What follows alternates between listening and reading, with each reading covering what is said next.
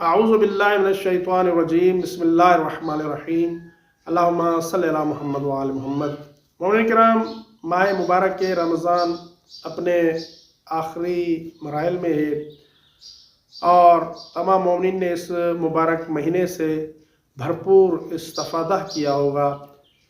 27 رمضان المبارک کے کچھ اعمال جو مفاتیح الجنان میں بیان ہوئے ہیں، ان میں سے ایک عمل ہے غسل کرنا، کہ 27 رمضان مبارک کی رات غسل کرنے کا بڑا ثواب ہے۔ اور دوسرا عمل وہ ہے ایک دعا جو مولا امام زین العابدین علیہ السلام سے منقول ہے کہ مولا امام زین العابدین علیہ السلام 27 رمضان کی رات یہ دعا پڑھا کرتے تھے۔ اس دعا کے بارے میں شیخ عباس قمی رحمۃ اللہ علیہ لکھتے ہیں، امام زین العابدین علیہ السلام اس رات میں پہلے سے پچھلے پہر تک اس دعا کو بار بار پڑھا کرتے تھے۔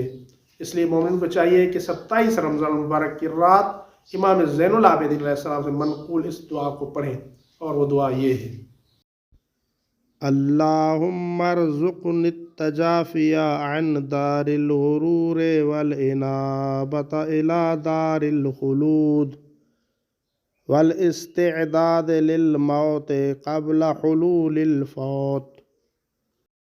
اور نیچے جو وہ سبسکرائب کا بٹن ہے نا، اس کو ہٹ کرو، جلدی سے کرو سبسکرائب۔